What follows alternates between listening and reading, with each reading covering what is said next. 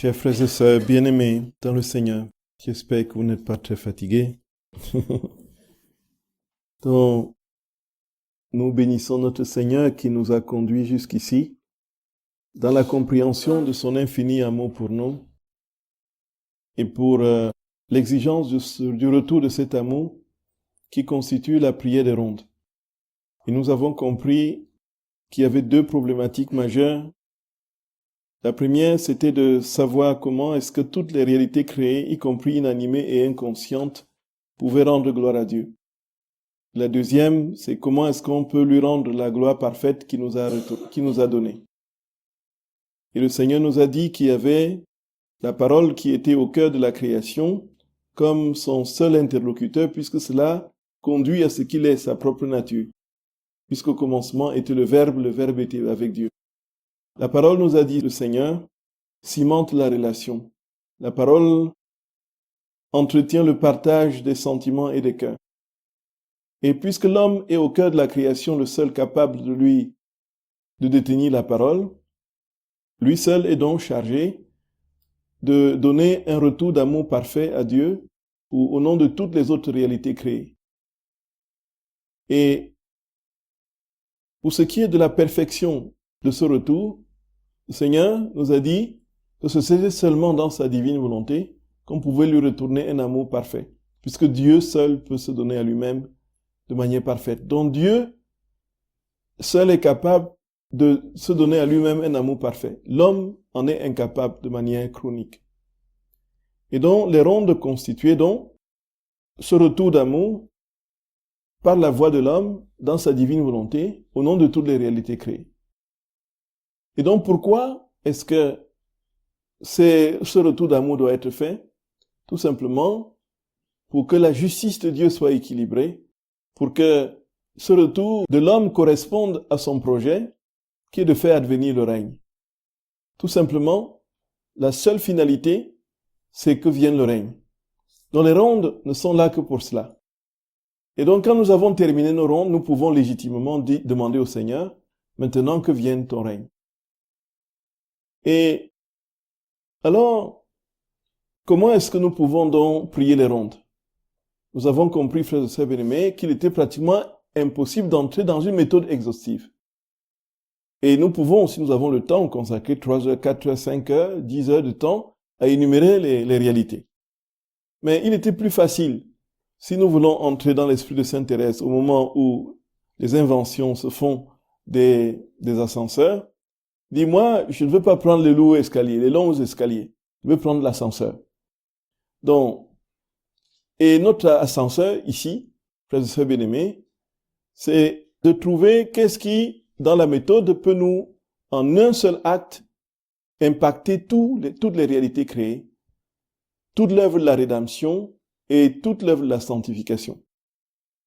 Et nous avons compris le secret dans le je t'aime dont Jésus décline, enseigne et décortique les effets.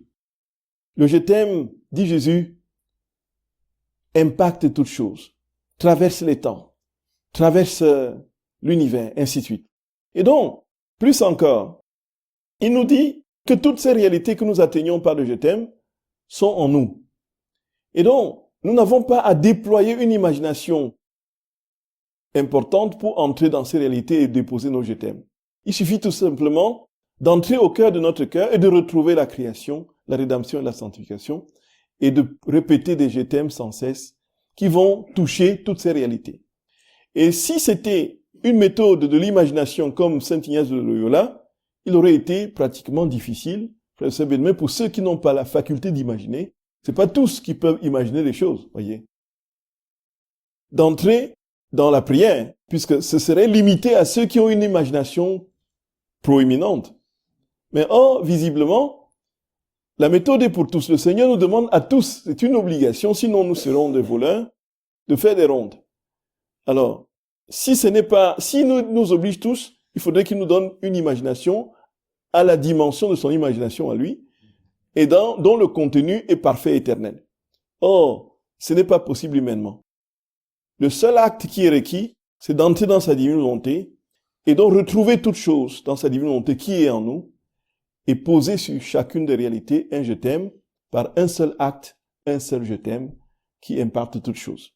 Et ainsi, en répétant des je t'aime dans l'esprit des rondes, on touche tout et de manière parfaite. Voilà, frères et sœurs bien-aimés, pour ce qui était de cet après-midi pour les rondes. Nous allons maintenant commencer la deuxième partie de notre retraite qui tiendra en 4 causeries, les 3 de demain et celle-ci. C'est les actes dans la divine volonté. On a compris que tout est acte dans la divine volonté et que ces prières que nous faisons sont des actes. Ici, frères et sœurs bien-aimés, quand on va à l'écriture, on entend notre Seigneur de différentes manières nous demander de prier et de prier sans cesse. Veillez et priez. Veillez et priez. On entend dans Luc au chapitre 21, verset 36, n'est-ce pas? Veillez et priez. Dans Matthieu 5, verset 48, soyez parfaits, comme votre Père céleste est parfait. Soyez parfaits, comme votre Père céleste est parfait. Et puis, dans la première lettre aux Thessaloniciens au chapitre 5, du verset 16 à 17, n'est-ce pas? Rendez grâce en toutes choses. Voyez, priez sans cesse. Alors, ici, on peut se poser la question, effectivement, si on veut prendre ces paroles à la lettre, on va donc se poser la question de comment est-ce qu'on peut prier sans cesse. Très concrètement, frères et sœurs bien-aimés, comment est-ce que vous pouvez prier sans cesse si on prend la prière à sa première acception? Cela veut dire qu'on serait enfermé en chambre 24 heures sur 24, 365 jours sur 365 jours en train de prier. Or, matériellement, c'est impossible. Ce n'est tout simplement pas possible. Et on va dire, bon, voilà, c'est penser tout le temps à Dieu. Pensez tout le temps à Dieu. Oui, vous pensez tout le temps à Dieu. Le temps que vous prenez pour calomnier tel, ou bien pour médire sur tel, c'est le temps que vous ne pensez pas à Dieu. Le temps que vous prenez sur votre téléphone pour écouter le documentaire de gauche à droite du matin au soir et de regarder le truc, c'est le temps qu'on ne prend pas pour Dieu. Le temps que vous vous asseyez pour manger et puis pour taper bavette avec les autres et refaire le monde, c'est le temps qu'on ne prend pas pour Dieu. Le temps que vous prenez pour consulter vos mails, les ordinateurs, pour consulter vos mails au travail et tout ça, c'est le temps qu'on ne prend pas pour Dieu. Le temps que vous prenez pour dormir, c'est le temps qu'on ne prend pas pour Dieu. Donc matériellement, qu'est-ce qui vous reste de temps dans la journée pour prier, frères et sœurs bien-aimés, sans cesse? C'est tout simplement impossible. Vous êtes d'accord avec moi? On est d'accord, frères et sœurs bien-aimés? Matériellement, humainement, c'est radicalement impossible. Il n'est pas possible de prier sans cesse au sens où l'entend en premier. Mais pourtant, Jésus nous dit priez sans cesse. Priez sans cesse. C'est là maintenant qu'il faut comprendre c'est quoi en fait la prière. Et dans la divine volonté, on a une lumière parfaite, frères et sœurs bien-aimés, sur ce qu'est prier sans cesse. La prière ici devra être, c'est-à-dire quand Jésus dit prier sans cesse, ne pas s'arrêter une seule fraction de seconde. Sainte Thérèse de l'Enfant Jésus disait que les intervalles entre deux pensées de Jésus, c'était 5 minutes à peu près, voyez un peu. On ne peut pas penser plus de 5 minutes sans penser à Jésus. Elle le dit dans l'état de veille. Quand elle fait ses broderies, quand elle fait ses dessins, quand elle écrit son carnet et tout ça. Mais quand elle dort, est-ce qu'elle pense à Jésus? Pas du tout. Quand elle mange au réfectoire et qu'on fait la lecture, bien sûr c'est une lecture sainte, bon, elle peut penser à Jésus au moment où on parle de Jésus. Mais quand il s'agit d'une histoire drôle, est-ce qu'elle pense à Jésus? Ainsi de suite. Donc nous voyons bien, ici l'exigence est au sommet. Priez sans cesse. Il ne doit pas avoir un seul instant où vous n'êtes pas en prière. Pas un seul instant. Pas un seul instant. Alors maintenant, concrètement, comment le comprendre et comment le vivre? C'est ici que la divine volonté vient nous donner toutes les lumières, les plus éclaboussantes qui soient. Et c'est là la question des actes dans la divine volonté. Les actes dans la divine volonté. Les actes dans la divine volonté, frères et sœurs bien-aimés, ce n'est pas seulement un acte conscient. Tout est acte dans la divine volonté. Les actes conscients, quand vous parlez, quand vous marchez, quand vous mangez, quand vous priez, ainsi de suite. Les actes conscients, les actes inconscients, quand vous dormez et quand vous faites des rêves, quand vous voyez un peu ça au-dessus. Les actes inconscients, y compris ce qui se passe dans l'organisme. C'est-à-dire que Il y a tout un monde en nous. Voyez un peu, frères et sœurs. Les milliards de cellules, les leucocytes, les globules rouges. Voyez un peu. Toute cette activité des micro-organismes au cœur et avec tous les mouvements, des va-et-vient dans les intestins, le sang qui circule, qui monte au cœur, le cœur qui, ainsi de suite. C'est un grouillement, c'est une usine absolument impressionnante dans le corps humain. Vous êtes d'accord, frère et sœurs bien-aimés? Ça, ce sont des actes inconscients dont nous n'avons même pas conscience de ce qui se passe en nous, voyez? Si on ne nous dit pas que nous avons une rate, on ne saura pas que nous avons une rate, voyez un peu. Voyez un peu. Et si on n'a pas mal au cœur, on ne saura pas qu'il y a un cœur qui fonctionne 24 heures sur 24 et qui propulse le sang, n'est-ce pas, dans les artères et les veines, et ainsi de suite. On n'aura aucune... Tout ce mouvement-là, inconscient, dans la divine volonté, ce sont des actes. C'est impressionnant. Vous respirez. Inspiration, expiration, combien de fois par jour?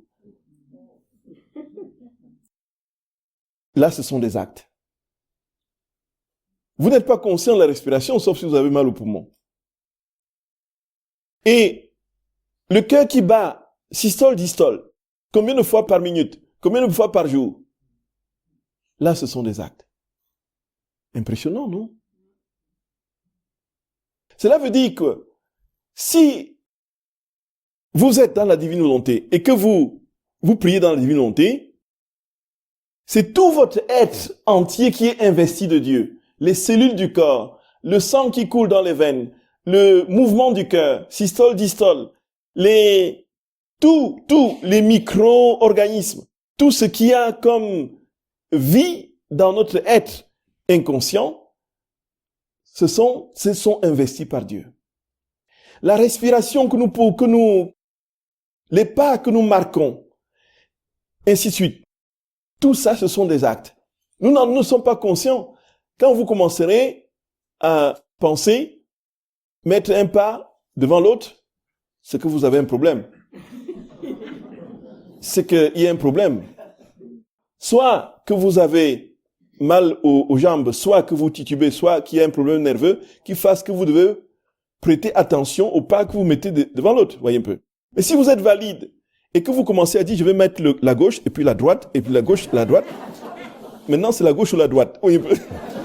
Là, oui, là, c'est qu'il y a un problème.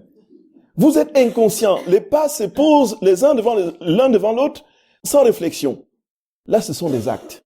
Donc, nous comprenons donc qu'on n'a pas besoin d'avoir conscience de prier et être capable de prier sans cesse si tout est investi par Dieu. Et le Seigneur dit, si prier sans cesse devait se limiter à prier, à me donner des actes spirituels, si vous devriez me donner des actes spirituels, alors, combien d'actes me donneriez-vous par jour? Ce serait quoi? Votre quart d'heure de prière le matin, de la prière, vos actes préalables, actes d'infusion, que vous faites complètement distrait en train de penser au prochain coup de fil que vous allez donner. Voyez? Voyez, frère Sabine, on pourrait rien donner à Dieu en fait de vérité. Alors, le Seigneur le dit très clairement dans un texte très célèbre, au tome 36, 17 mai 1938. Jésus dit, « Fille, c'est pourquoi je veille avec attention sur tes pas, tes paroles, le mouvement de tes pupilles, donc les pupilles que l'on bat là, tes plus petits actes, afin que ma volonté y ait sa vie, afin que ma volonté prenne possession, y compris le battement de la paupière, tes pas, tes moindres mouvements, les petits gestes du doigt, que ma volonté se saisisse de tout cela. » Il dit, tes plus petits actes afin que ma volonté y ait sa vie, sa place. Peu importe, écoutons, si l'acte est naturel ou spirituel, grand ou petit, mais nous regardons attentivement pour voir si tout est à nous, si notre vouloir a fait lever son soleil de lumière, de sainteté, de beauté et d'amour. Et nous nous servons même des plus petits actes pour accomplir nos plus merveilleux prodiges et former les plus belles scènes pour notre divertissement. N'est-ce pas à partir de rien que nous avons formé les merveilles et l'enchantement de toute la création? Dans la création de l'homme, n'est-ce pas à partir de rien que nous avons formé tant d'harmonie, au point de faire l'homme à notre image et à notre ressemblance? Ma fille, si la création ne devait nous donner que ce qui est spirituel, elle nous donnerait fort peu. Au contraire, en nous donnant même ses plus petits actes naturels, elle peut toujours nous donner. Nous sommes en relation continuelle et l'union entre nous et la créature ne s'interrompt jamais. Mieux encore, les petites choses sont toujours présentes chez les petits comme chez les grands, chez l'ignorant comme chez le savant. Respirer, se mouvoir, se servir des choses personnelles, ce sont des choses que tout le monde doit faire et continuer à faire. Et lorsque ces choses sont faites pour l'amour de nous, pour que nous formions la vie de la divine volonté en elle, voilà notre triomphe, notre victoire et la raison pour laquelle nous avons fait la créature. Vois-tu alors combien il est facile de vivre dans notre vouloir? Il n'est pas nécessaire de faire des choses nouvelles, mais plutôt ce que l'on fait toujours, c'est-à-dire vivre sa vie comme nous l'avons donné dans notre volonté. Voyez, frères et bien-aimés, si j'avais à te demander des actes spirituels, qu'est-ce que tu m'en donnerais? Rien. Et pourtant, je te dis d'être continuellement en moi. Et alors, comment peux-tu l'être?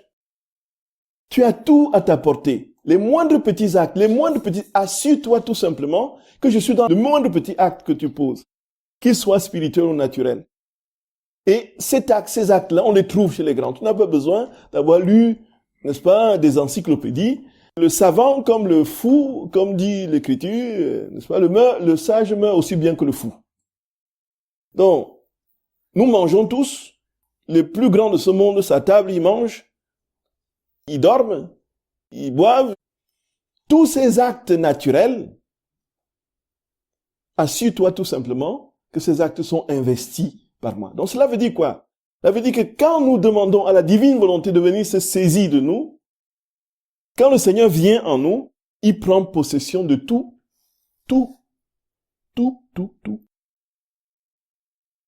Quand il n'y a pas d'obstacle, il prend possession non seulement de notre liberté, de notre volonté, de notre mémoire, de notre intelligence, il prend possession de notre corps, de nos mouvements, il prend possession de la circulation de notre sang, il prend possession de tout. De sorte que quand il y a un petit mouvement conscient ou inconscient, c'est Dieu qui sort et répand les vies divines. Et nous sommes continuellement en prière. C'est inouï. C'est fou, frères et sœurs bien-aimés. Donc là, il faudrait que ce soit vraiment très, très clair dans notre esprit. Et de sorte que si Jésus, frères et sœurs bien-aimés, donc c'était comme il peut, d'une manière surnaturelle, miraculeuse, ponctuellement, se donner à sentir dans les personnes. Voyez? Encore, là, ce n'est pas le mode ordinaire. C'est vraiment une grâce exceptionnelle, extraordinaire qu'il fait. Et j'ai eu des témoignages de personnes, effectivement, qui avaient vécu, une personne qui avait vécu une expérience assez impressionnante. Dans ses actes actuels, en demandant à Jésus de venir faire la cuisine en elle, et là, celle qui m'en parlait, c'était un médecin. Et puis, donc c'est pas un esprit, on peut dire, esprit dans les nuages qui voit les anges sur la lune. Donc c'est un esprit cartésien. Donc il ne peut pas raconter n'importe quoi, voyez. C'est déjà un élément de crédit. Et puis, voilà qu'elle fait la cuisine, elle est en train de pétrir la pâte, la farine. Et voilà que soudainement, parce qu'elle a demandé, elle avait prié intensément que Jésus vienne faire pétrir la pâte en elle. Et voilà que soudainement, frère bien-aimé, bon, n'attendez pas que ça se passe chez vous comme ça. Mais, donc, ses doigts, soudainement, elle sentait quelqu'un dans ses doigts qui faisait mouvoir ses doigts. Elle assistait à ce qui était en train de se passer. Elle était spectatrice. Voyez un peu. Ça a duré quelques minutes. Et le Seigneur lui confirmait que, effectivement, quand elle l'appelle pour venir œuvrer en elle, il vient vraiment. Même si la perception n'est pas sensible tout le temps. C'est la foi. Donc quand on dit Jésus vient circuler dans mon sang, le sang de Jésus coule en nous. Et si nos yeux spirituels s'ouvrent pour voir véritablement ce qui est en train de se produire, nous verrons que tout en nous est investi de la lumière de Dieu, du fait de sa présence. Voyez, frères et sœurs bien-aimés, le mystère est grand. Le mystère est grand. Et le Seigneur dit donc, tout en toi peut être investi par moi. Le battement de tes paupières, ta respiration, ton inspiration, ton expiration, ainsi de suite. Vous imaginez que vous êtes ainsi investi par Jésus et que vous vous présentez et que l'ennemi circule de ce côté-là. Vous imaginez? Imaginons que nous sommes dans ce que Jésus décrit, complètement immergés en lui et que sa vie coule en nous. Mais nous terrifions l'enfer. Les esprits du mal qui rôdent par là, ils vont grincer des dents et avoir des boutons et engranger des boutons en une fraction de, voyez, en une vitesse. Nous imaginons les quantités de lumière divine que nous projetons, les quantités de vie divine qui sortent de nos... Combien sommes-nous, dans ce cas, capables de répandre autour de nous l'amour et de faire régner Dieu dans les cœurs? Simplement parce que nous lui avons demandé de venir se saisir de tout en nous, nos petits actes. Voyez. C'est absolument puissant, frères et sœurs d'amour. La vie dans la divine volonté, c'est le plus grand cadeau que Dieu ait pu donner à cette humanité pour détruire et anéantir le mal. Voyez. Cela veut dire que tu ne vas pas compartimenter ta vie. Tu ne vas pas dire maintenant, c'est la vie spirituelle et puis après, bon, je passe à autre chose, je mène ma vie tranquille, mondaine. Je vais danser, je vais siroter les champagnes et déchirer les cuisses de pintade. Dans des repas, n'est-ce pas, pantagruéliques et tout le truc. Et dit maintenant c'est terminé, je retourne à la prière. Non. C'est-à-dire que notre vie, dans les moindres petits instants, est investie par Dieu. Il n'y a pas un tiroir profession, travail, un tiroir famille, un tiroir église, un tiroir ami, un tiroir... Non. Tout est cimenté en Dieu. Voilà, frères et sœurs bien-aimés, la première chose qu'on pose comme fondation quand on veut comprendre les actes de la divine volonté. Donc tout est acte. Tout, absolument tout est acte. Tout. Vos cheveux qui vont au vent comme ça, et on nous apprenait un chant en Afrique là, c'était tellement rigolo parce que on chantait à tue-tête comme ça avec nos cheveux crépus, comme un enfant qui marche sur la route, le nez en l'air et les cheveux au vent, voyez. Et nous avions nos cheveux crépus là, les cheveux au vent.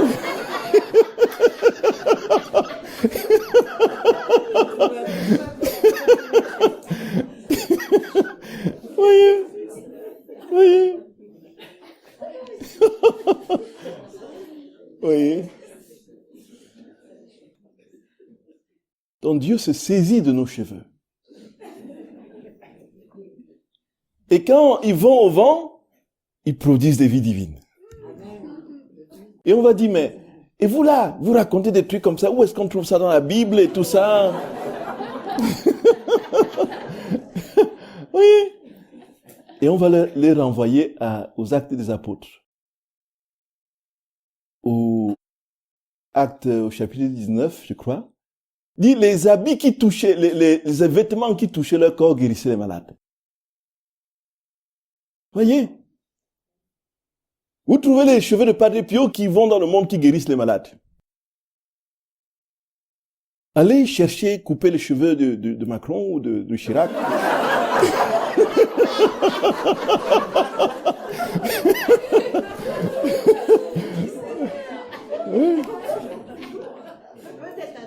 Essayez d'aller guérir les malades, on va voir. Vous risquez plutôt de les posséder. Pourquoi est-ce que les cheveux de Padre Pio guérissent les malades et que les cheveux de Chirac ne peuvent pas guérir? Voyez, frères et sœurs bien-aimés, parce que ces personnes ont dit que Dieu les a investis totalement. La femme hémorroïde de 12 ans, de 12 ans, qui avait 12 ans, qui perd le sang, et qu'est-ce qu'elle a? Elle touche juste la frange du manteau de Jésus. Et elle est guérie. Et Jésus dit, mais qui a fait sortir? Parce que toute sa personne jaillit dans les odeurs qu'il porte. Voyez? On a ça dans le principe des reliques, clair et net. Moi, je raconte toujours ça, pardonnez-moi pour ceux qui l'ont déjà entendu 1 milliard de fois. Le cœur du Saint Curé d'Ars, vous avez entendu parler, non? Vous avez entendu parler? Donc pas besoin de raconter alors. Ah oui? Vous voulez que je raconte? Likez.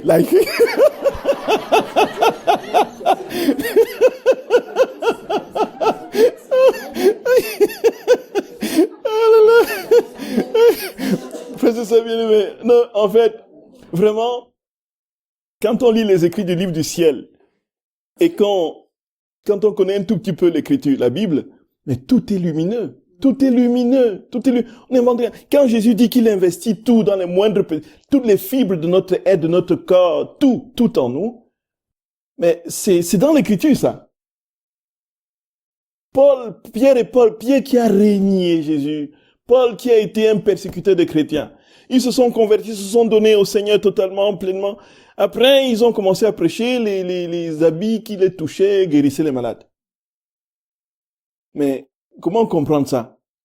Alors, frères et sœurs bien-aimés, pour aller dans ces vérités, c'est-à-dire que tout en nous est investi par Dieu, le principe de relique dans l'Église catholique. Et ici, donc, l'histoire du cœur du curé d'Ars est très très célèbre. En fait, c'était lors du 150e anniversaire de la mort du Saint Curé d'Ars, et c'était l'année des prêtres qu'avait proclamé le pape Benoît XVI. Vous vous souvenez? Bon, c'était une année sacerdotale, et les prêtres du monde entier allaient à Ars pour le jubilé, donc auprès du saint patron. Et donc, il y a un évêque américain qui est venu en pèlerinage, et puis qui a demandé au sanctuaire le cœur, s'il pouvait prendre la relique du cœur du curé d'Ars dans la petite chapelle là, voyez, si vous êtes déjà allé à Ars, il y a la petite chapelle à côté du magasin des sœurs, donc il y a le cœur du curé d'Ars. Si on pouvait le lui prêter, n'est-ce pas, pour sa vénération personnelle et quelques prêtres, n'est-ce pas, dans son diocèse. Alors, le sanctuaire a accepté, il a amené le cœur. Et un jour ordinaire, comme ça, du soir, la messe du soir, il y avait quelques prêtres autour de lui. Il a exposé, et après avoir terminé la messe, il a exposé la relique, et dont les prêtres étaient en vénération. Et puis c'était à la cathédrale. Et il y a un fidèle qui se lève et qui se dirige vers un prêtre pour lui demander s'il peut le confesser. Et puis, ensuite, un autre va voir un autre prêtre, ainsi de suite. Ceux qui étaient là, ceux qui étaient dans l'assemblée, c'était pas une messe, il n'avait pas convoqué son diocèse pour venir vénérer le curé. Là, c'était vraiment juste pour quelques prêtres qui l'entouraient dans sa messe ordinaire le soir à la cathédrale. Et les quelques fidèles se mettaient en rang pour se confesser. Et puis les gens passaient à l'extérieur, ils voyaient qu'il y avait quelque chose, ils entraient. Et puis les rangs grossissaient. La cathédrale se remplissait progressivement. C'est pas ce qui se passait. Et tous ceux qui entraient à la cathédrale, tous voulaient se confesser. Tous les prêtres étaient pris. Il y avait une longue file chez chaque prêtre. L'évêque a été obligé de téléphoner à tous les prêtres de son diocèse qui sont venus à la cathédrale ce soir-là. Ils se sont positionnés tous. Et les gens, ça ne finissait pas. Ils ont confessé toute la nuit. Jusqu'au lendemain matin à 10 heures. Qu'est-ce que le curé d'Ars faisait dans sa vie? Il confessait. Son cœur est déposé. Il n'est plus là depuis 150 ans. Vous voyez, on dépose un morceau de son cœur, là, tac, il continue à confesser.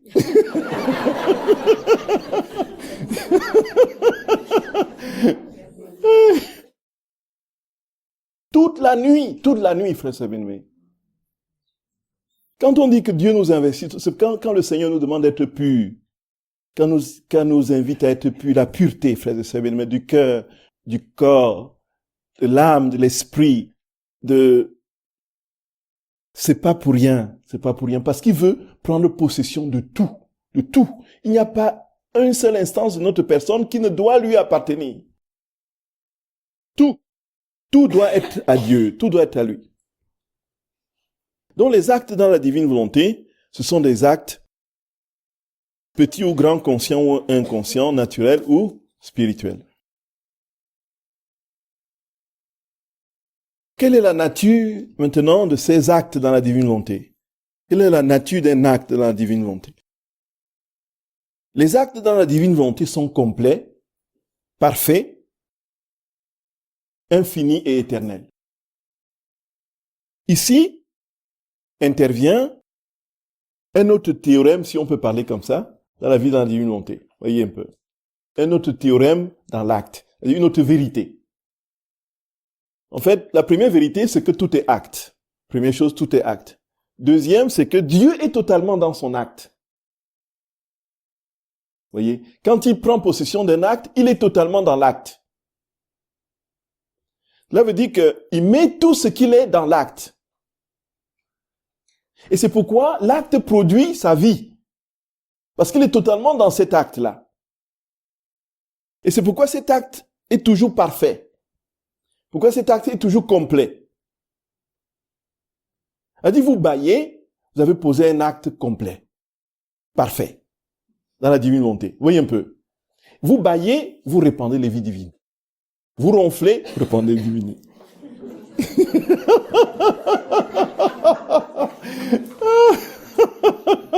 Voyez.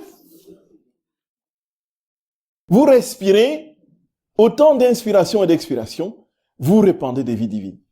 Si c'est Jésus qui respire, bien sûr. Mais si vous êtes en train de vous d'éternuer en critiquant les gens, en disant, tu vois même, il m'a... Il n'y a aucune chance que Dieu sorte de cet acte naturel qui aurait pu être investi par lui. C'est impressionnant, frère Sedamo. Vous vous rendez compte? Vous dormez, vous répandez Dieu. Impressionnant. Et donc, Jésus le dit à différents niveaux, frères et bien-aimés. Il y a un texte du tome 11 du 29 octobre 1914. Si tu fais le moindre acte dans ma volonté, le résultat est complet. Acte d'amour, de louange, de remerciement ou de réparation. Ces actes contiennent tout. Si c'est Dieu qui est totalement dans votre acte, nous comprenons pourquoi le cœur du curé d'Ars peut continuer à convertir les âmes, à attirer les âmes, 150 ans après. Tout simplement parce que Dieu a investi justement cet acte-là, et cet acte, il a pleinement, parfaitement investi avec tout ce qui, voyez. Oui, frère, soyez bien-aimés. C'est pas pour rien que, c'est pas quel saint là, avant sa mort, on était déjà en train de le décomposer, de le déchiqueter pour avoir un morceau de lui. On l'a juste sauvé in extremis. Je sais pas quel saint encore. Parce que chacun voulait avoir une partie de, voyez un peu. Quel saint encore là. Voyez. C'est possible, oui. Oui. Saint Vincent Ferrier, oui. Et puis, voyez, les reliques qu'on a aujourd'hui qui vont valoir des millions d'euros. C'est quoi, frère bien-aimé? C'est un bout du mur de Berlin. Voyez un peu. Ou bien la Citroën de Kennedy. Voilà les reliques du monde. On va vendre aux enchères. Ça va grimper. Il y a quelqu'un qui a acheté un truc à combien de millions de dollars, là? Ah non, les tableaux, c'est... Qui a appartenu à, vous voyez, c'est la moto de Hollande. La moto de Hollande sur laquelle on l'a... Sur laquelle il est allé voir Julie Gaillet, là. La moto de Hollande a été vendue aux enchères et on l'a, voyez frère Sabine, la moto du vice a un prix astronomique. Alors, ça a été vendu aux enchères, celui qui l'a acheté à plus de 200 000 euros, quelque chose comme ça. Pour dire, voici la moto sur laquelle le président de la République française avait le casque pour aller voir sa maîtresse. Et nous, qu'est-ce que nous faisons de nos reliques, frère Sadamo? On dit, je suis dans la divinité, hein. Oh, ça c'est de la bigoterie, hein. La divinité, hein. Moi, maintenant, c'est Dieu. Moi, c'est Dieu. Ça, ce sont de la piété populaire. Pas de piété populaire. Moi, c'est divine volonté. Je dis la divine volonté. Divine volonté, tac, tac, tac, tac. On s'installe, tac, tac. Téléphone, oui.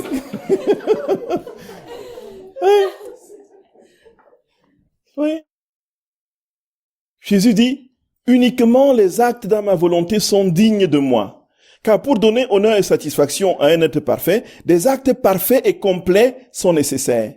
Ce que la créature ne peut produire que dans ma volonté. Hors de ma volonté, si bon qu'il soit, les actes de la créature ne peuvent être parfaits et complets.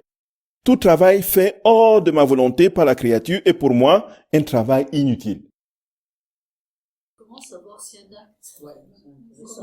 Quand nous demandons à Jésus de venir investir ses actes, voyez, c'est simple. Quand nous demandons, si nous n'avons pas pensé parce que notre mémoire est faible, l'acte préalable du matin, dit Jésus, n'est-ce pas, supplée. Quand on pose l'acte dans la divine volonté, on demande à Jésus, de venir les faire, et on est dans la pensée. Frère, à un moment donné, vous serez tellement investi de la pensée de Jésus que même dans vos pas, vous entendez des je t'aime. Pardon. Vous aurez eu l'habitude de dire des je t'aime, que lorsque vous marcherez, ça va naturellement s'imprimer dans vos pas. Je t'aime. Oui. Vous pouvez peut-être rappeler pour ceux qui ne connaissent pas l'acte préalable. Oui. Donc, Jésus dit que pour vivre dans sa divine volonté, il faut poser des actes. Donc, pour qu'il vienne en nous, il donne la méthode, justement, de cette vie dans la divine volonté. Il parle de 2 actes possibles, les actes préalables et les actes actuels. Donc, dans les actes préalables, il dit à Luisa Picaretta que le matin, quand elle se lève, qu'elle lui confie sa journée. Donc, tout ce qu'elle a à faire dans la journée. Qu'elle lui donne sa volonté. Et lorsqu'elle accomplira tout ce qu'elle a à faire dans la journée, alors, c'est Jésus en ce moment qui viendra tout accompli en elle. Voyez un peu. Donc, elle, au préalable, elle lui confie toutes les actions, qu'elle effectuera dans la journée. C'est le sens du préalable. Au préalable, je donne à Jésus tout ce que j'aurai à faire. Bon, et là, il y a 2 possibilités. Soit on le dit en général, soit on énumère si on est scrupuleux, qu'on veut dire, bon, maintenant, je te donne telle action de telle journée, j'ai mon agenda, je me lève le matin, je te donne, viens faire ceci, viens faire cela. Ça, c'est... Maintenant, l'acte actuel, Jésus dit, quand arrive le moment de faire l'acte que tu m'as confié au préalable de la journée, tu l'as fait. Bon, l'idéal, c'est que tu me demandes de venir en ce moment-là le faire. L'idéal, c'est d'y penser. Et donc, de poser un acte maintenant. Un acte actuel. Donc, pour m'inviter dans l'acte que tu veux poser. Voyez? Et là, donc tu es là en pleine conscience. Au matin, on a dit, Seigneur, viens m'aider pendant le... Et Jésus dit ceci, pourquoi? Parce que nous sommes marqués par... notre mémoire est faible. Nous ne pouvons pas nous souvenir tout le temps, voyez un peu. Et puis ensuite, nos péchés et tout ça. On pêche, il suffit de descendre le matin. Je prends toujours cet exemple-là. Et on se lève le matin, Seigneur, dans ta divine volonté, je te remets mes actes de la journée, viens les exécuter en moi, prends ma volonté, donne-moi la tienne, j'ai une divine volonté, viens prier en moi, viens penser en moi, prier d'infusion, tac, on les mitraille. Voyez, mitraillette. Voyez, on est content, ah là oui, ça c'est formidable. Maintenant c'est bon quoi. L'acte préalable est fait. Et on descend, voilà, on prend sa douche, on brosse sa dent et on arrive à la cuisine, le café n'est pas encore prêt. Mais c'est pas possible, c'est pas possible. Comment se fait-il que le café ne soit pas encore prêt? Alors qu'on avait dit que tu devais t'occuper du café le matin. Mais toi, qu'est-ce que tu faisais hier? Si tu peux passer pas tout le temps à regarder les séries, on ne serait pas là aujourd'hui. Et regarde, le passe et les enfants, on s'énerve, on se prend, vous voyez un peu. L'acte préalable du matin, là, de tout de suite, là, poup, c'est passé sous le nez.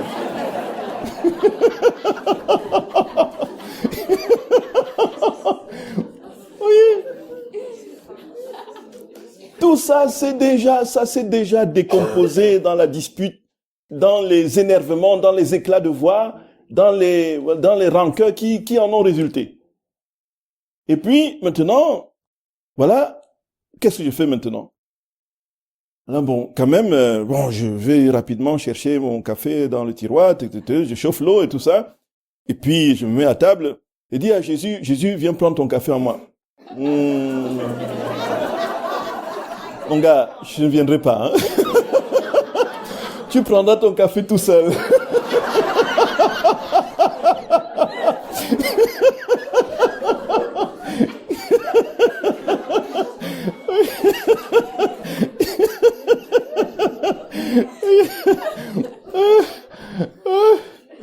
Oui. Je prendrai mon café tout seul. Oui, mon gars, oui, mon enfant, oui. Tu prendras tout seul, je peux pas venir. Et puis, je me retourne vers ma femme. Chérie, pardonne-moi, vraiment. Tu es un vrai amour, tu sais.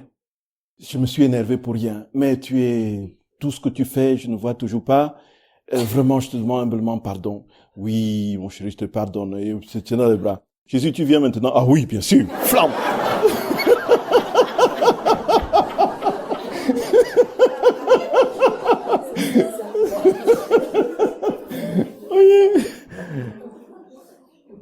Et Jésus vient en courant. Voyez. Donc, le Seigneur dit qu'il y a dans les actes préalables, ce qui est bien, c'est que lorsque le temps de poser des actes, il y a soit les trous de mémoire, soit les péchés véniels, voyez, qui interviennent, qui l'empêchent d'agir. Donc, l'acte actuel est déterminant. C'est-à-dire qu'on est dans la conscience que nous sommes le Seigneur, et frères et sœurs bien-aimés, là vraiment, et qu'il n'y a aucun obstacle pour qu'il agisse, et il va agir vraiment pleinement, de manière parfaite. Et ce que nous allons poser comme acte, ce seront des productions de vie divine. Voyez un peu. Et dans ce sens. Oui, frères et sœurs d'amour. C'est Dieu. C'est Dieu. La vie de Dieu, c'est Dieu, quoi. Voyez? C'est-à-dire que Dieu est infini, éternel. Voyez? Il est partout, on le tient partout. Il faut être conscient de sa présence et le répandre pour que ce qu'il est, sa bonté, son amour, sa tendresse jaillissent, voyez. Il y a des regards des saints qui vous guérissent. Dans l'Eucharistie, donne la vie divine. Ouais. Les regards des saints vous guérissent. Quelqu'un rempli de Dieu, il pose sur vous son regard et vous êtes guéri. Moi, j'avais un père spirituel, vous étiez autour de lui, vous restiez autour de lui, 4 heures, 5 heures, vous ne vouliez plus partir. Il y avait comme, autour de lui, il répandait le ciel. Le ciel était autour de vous. Vous entriez dans son périmètre comme ça, et vous étiez happé par une bonté, un amour, une douceur. Il ne vous disait rien. T'es là comme ça, tout naturel, et ça sortait de lui. Dieu donne Dieu. Là où est Dieu, il donne Dieu. Il se donne lui-même. Il y a des gens qui apparaissent quelque part, et puis les gens se réconcilient. Les gens s'aiment. Parce que ce qui jaillit d'eux, c'est l'amour. Voyez. Il y a d'autres, quand ils arrivent, alors, bonjour les dégâts. On commence à s'étriper, on se prend le nez, on s'étripe, on se bouffe, on se tire dans les jambes, on se déteste. Et quand ils partent, la paix revient. Ils ont fait sortir d'eux ce qu'ils avaient, ils ont distillé ça autour d'eux. Voyez, frères et sœurs d'amour, c'est exactement comme ça. C'est exactement cela. C'est concret, c'est concret.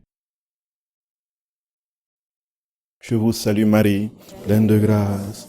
Le Seigneur est avec vous. Vous êtes bénie entre toutes les femmes. Et Jésus, le fruit de vos entrailles, est béni. Sainte Marie, Mère de Dieu, priez pour nous pauvres pécheurs, maintenant et à l'heure de notre mort. Amen. Au nom du Père et du Fils et du Saint-Esprit. Amen.